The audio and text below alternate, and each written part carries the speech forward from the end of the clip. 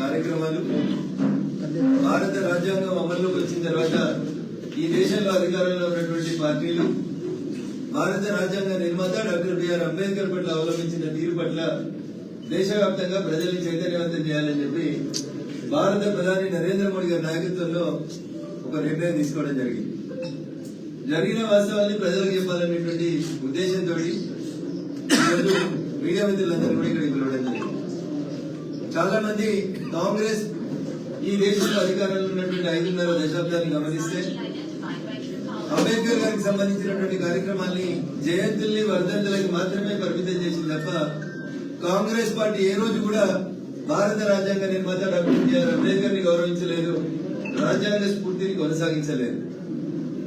మేము అధికారంలోకి వచ్చినాం కాబట్టి కాంగ్రెస్ మీద బురద జల్లాలనే ఉద్దేశంతో చెప్పట్లేదు.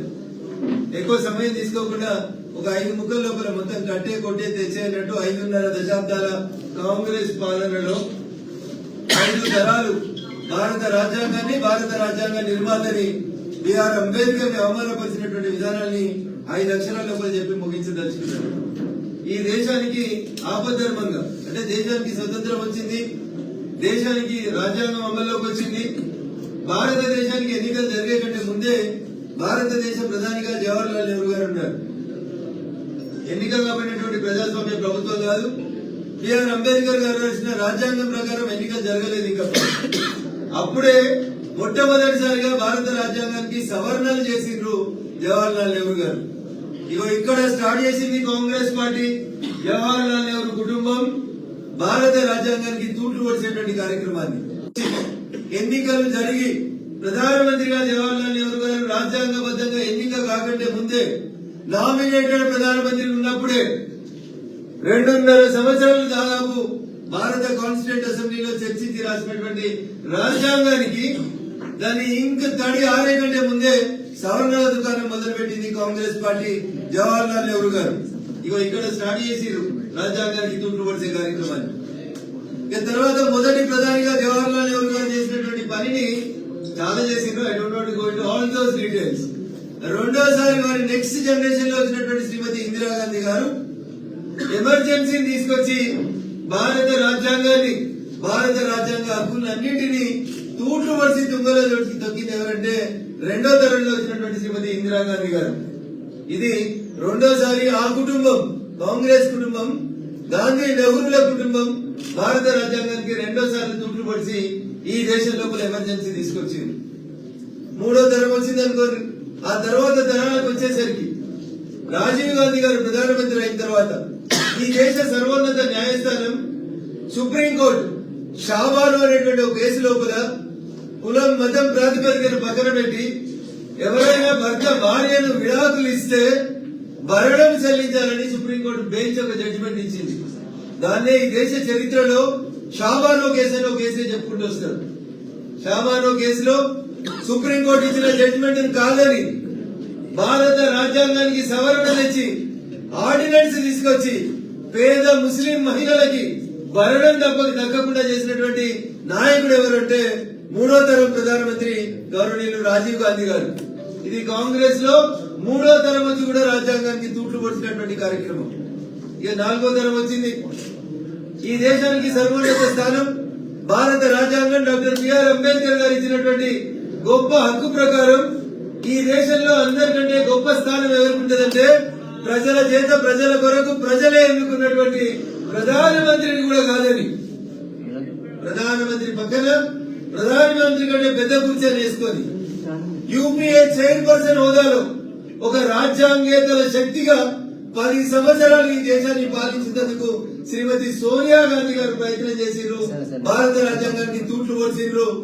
పేరుకే మన్మోహన్ సింగ్ గారిని ప్రధానమంత్రి కూర్చోబెట్టిండ్రు. కానీ రాజ్యాంగం గౌరవించి రాజ్యాంగం ఇచ్చినటువంటి అతిపెద్ద స్థానం ప్రధానమంత్రిగా ఉన్నటువంటి వారిని ఓ మౌనముని చేసి, ఓ కీలు బొమ్మం చేసి, ఒక రాజ్యాంగేతర శక్తిగా యూపీఏ చైర్పర్సన్ గా సోనియా గాంధీ 4వ తరంలో భారత రాజ్యాంగాన్ని ఇబ్బందికరమైనటువంటి పరిస్థితుల్లోకి నెట్టింది. ఇప్పుడు వచ్చిన ఒక ఆయన లీడర్ ఆఫ్ అపోజిషన్ అని ఇప్పుడు ఉన్నాడు.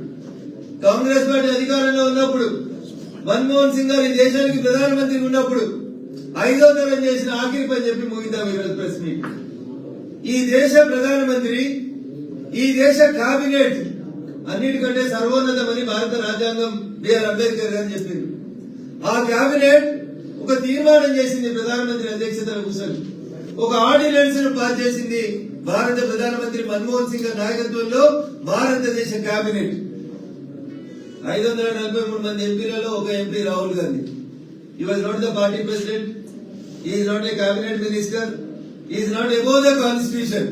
కానీ ఇట్లే ఒక మీడియా సమావేశం పెట్టి భారత ప్రధానమంత్రి నాయకత్వంలో మన్మోహన్ సింగ్ గారి నాయకత్వంలో మొత్తం కేబినెట్ మంత్రులంతా కలిసి అప్రూవల్ చేసి తీసుకొచ్చినటువంటి ఒక ఆర్డినెన్స్ ని మీడియా సమావేశంలో చించి చెత్తబుట్టలేసి భారత రాజ్యాంగాన్ని మరొకసారి అవమానించింది ఇంకొక తరం నాయకుడు రాహుల్ గాంధీ గారు తప్ప ఇంకొకరు కాదు. Starting from Nehru to Rahul Gandhi 5 generations వస్తే 5 జనరేషన్లు భారత రాజ్యాంగాన్ని ఎట్లా తుంగలో దొక్కాలో చూసింది తప్ప ఇంకొకటి కాదు. ఇలా లీడర్ ఆఫ్ అపోజిషన్ ఒక కొత్త కథ చెప్తున్నాడు. చేతిలో పుస్తకం పట్టుకొని తిరుగుతున్నాడు, చిన్న పుస్తకం, సేవ్ కాన్స్టిట్యూషన్ అని.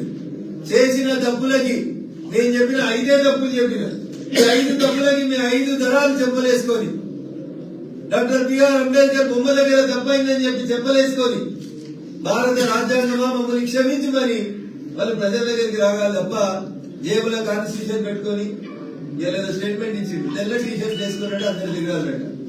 ఆయన క్యాంపెయిన్ ని సపోర్ట్ చేయాలంట. ఏం క్యాంపెయిన్ అది? అణగారిన వర్గాలకి, పేద వర్గాలకి, అన్యాయం జరిగినటువంటి వర్గాలకి మేము న్యాయం చేస్తామని చెప్తుంది కాంగ్రెస్ పార్టీ. కాంగ్రెస్ కు పేదోళ్ళు ఎప్పుడు గుర్తుకొస్తారు? అణగారిన వర్గాలు ఎప్పుడు గుర్తుకొస్తాయి? అధికారులు లేనప్పుడు వాళ్ళు గుర్తుకొస్తారు, అధికారులు ఉన్నప్పుడు వాళ్ళకి ఎప్పుడు గుర్తుకు రాదు. వాళ్ళ పార్టీ అధ్యక్షుడిగా ఒక దళిత బిడ్డ ఉంటే ఎట్లా తీసేసారో నేను మాట్లాడదలుచుకోలేదు. దక్షిణాదికి చెందిన ఒక తెలుగు బిడ్డను ప్రధానమంత్రిని చేస్తే చనిపోతే శవాన్ని ఏఐసిసి ఆఫీసులకు రానియలేదు. కాంగ్రెస్ అంటేనే అవమానాలు. ఒక బీసీ బిడ్డ ఆంధ్రప్రదేశ్ కి ముఖ్యమంత్రి ఉంటే ఎయిర్పోర్ట్ లో స్వాగతం పలికే ఏదో అవమానం జరిగిందని పార్టీ నాయకుడికి ఆయన గురించి కూడా గుంజేసిరు. ఇంత చండాలమైనటువంటి అవలక్షణాలు కలిగినటువంటి కాంగ్రెస్ ఇలా సేవ్ కాన్స్టిట్యూషన్ అని జేబులో పుస్తకం పెట్టుకొని తిరుగుతా ఉంది. ఆఖరికి భారత రాజ్యాంగ నిర్మాత డాక్టర్ బిఆర్ అంబేద్కర్ గారు ఈ దేశ కేబినెట్ నుంచి రిజైన్ చేసి ఎందుకంటే జవహర్లాల్ నెహ్రూ గారి విధానాలు నచ్చకుండా అంబేద్కర్ గారు తన న్యాయశాఖ మంత్రి పదవిని రిజైన్ చేసి బయటికి వెళ్ళిపోయారు. చివరికి ఒక మాట మిత్రులారా, ఆయన ఎన్నికల్లో పోటీ చేస్తే 2 సార్లు డాక్టర్ బిఆర్ అంబేద్కర్ గారిని ప్రత్యక్ష ఎన్నికల్లో ఓడగొట్టిన పెద్దలు ఎవరంటే కాంగ్రెస్ వాళ్ళు, కమ్యూనిస్ట్ వాళ్ళు తప్పితే ఎవరు కాదు. 100 ఎలుకలు తిన్న తర్వాత పిల్లి చెప్పిందంట, నిజన కాశీకో ఎద్ద వచ్చిన తర్వాత శాకాహారిగా మారుతాను.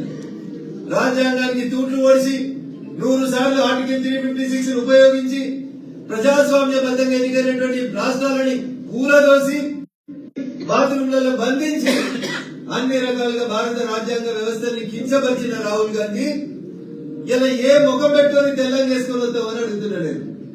నువ్వు తెల్ల టీషర్ట్ వేసుకుంటావు కాబట్టి అందరూ తెల్ల టీషర్ట్ వేసుకోవాలని కోరుకోవడం నీ మూర్ఖత్వం అవుతుందని చెప్పి నేను ఈ సందర్భంగా ఆయన చెప్పదలుచుకున్నాను. ఏం చేయదలుచుకున్నారు మీరు? నీ పక్కనే కూర్చుంటాడు ఒక ఆయన 7 సార్లు గెలిచిండు ఎంపీ, ఒక దళితుడు లీడర్ ఆఫ్ అపోజిషన్. ఈయన పేరుకు ఒక పెద్ద ఆయన తీసుకొచ్చాడు, కూర్చోబెట్టి పార్టీ అధ్యక్షుని చేసినాం అని చెప్తున్నారు. ఎప్పుడు? అన్ని సార్లు నువ్వు విఫలం జరిగింది. ఈ దేశ ప్రజలు ఈ వద్దు మాకు అధ్యక్షుడని కాంగ్రెస్ శ్రేణులు ఢిల్లీ నుంచి ఢిల్లీ దాకా చెప్పినాక ఖర్గే గారిని తీసుకొచ్చి అధ్యక్షుడిని చేసి త్యాగం చేసినాం. త్యాగం అవుతుంది ఎల్ఓపి. ఈ పక్కనే ఉంటాడు సురేష్ అని, కేరళ నుంచి గెలిచిరు, 7 సార్లు గెలిచిరు. ఏం మాట్లాడాలో తెలియదు, సభా సాంప్రదాయాలు తెలియదు. 5 సార్లు ఎంపీ గెలిచిరు. మేము ఇలా క్యాంపెయిన్ స్టార్ట్ చేస్తున్నాం. దేని క్యాంపెయిన్ స్టార్ట్ చేస్తున్నాం? How to insult the constitution అని క్యాంపెయిన్ స్టార్ట్ చేస్తున్నావా? అందుకని రాహుల్ గాంధీ గారు మీరు ప్రజా విశ్వాసాన్ని కోల్పోయినరు. తప్పుడు ఆలోచనలు, తప్పుడు విధానాలతో మా మీద బురద జరగద్దు. దయచేసి ప్రజల కొరకు, ప్రజల చేత ప్రజలే ఎన్నుకున్నటువంటి భారత ప్రభుత్వం నరేంద్ర మోడీ గారి నాయకత్వంలో అంబేద్కర్ గారిని గౌరవించింది, గుర్తించింది. పంచతీర్థ పేరిట అంబేద్కర్ గారు ఉన్న ఇల్లు, చదువుకున్న ప్లేసు, ఆఖరికి లండన్ లో వారు నివసించినటువంటి స్థలంతో సహా పంచతీర్థని అభివృద్ధి చేసింది భారతీయ జనతా పార్టీ. రాజ్యాంగ నిర్మాత అంబేద్కర్ కి ఈ దేశంలో అవమానం జరిగిందంటే అది కేవలం కాంగ్రెస్ పార్టీ హయాంలోనే. జవహర్లాల్ నెహ్రూ గారికి భారతరత్న ఇచ్చుకున్నారు, ఇందిరాగాంధీకి భారతరత్న ఇచ్చుకున్నారు, రాజీవ్ గాంధీకి భారత రత్న ఇచ్చుకున్నారు కానీ భారత రాజ్యాంగం రాసినటువంటి బిఆర్ అంబేద్కర్ గారికి భారత రత్న ఇవ్వాలనేటువంటి ఆలోచన రానటువంటి పార్టీ ఈ దేశంలో ఉందంటే అది ఒక కాంగ్రెస్ మాత్రమే. వీళ్ళు వచ్చి జేబులో కాన్స్టిట్యూషన్ పుస్తకం ఎందుకు నీకు అధికారం ఉన్నప్పుడు కాన్స్టిట్యూషన్ ఎందుకు గుర్తుకు రాలేదు? అందుకని దయచేసి ప్రజలని మరొకసారి వంచేందుకు రాహుల్ గాంధీ స్టార్ట్ చేసిన నయా నాటకమే తెల్ల టీషర్ట్ల నాటకం. అందుకని ప్రజలకు మేము సవినయంగా అప్పీల్ చేస్తా ఉన్నాం, don't participate in that campaign.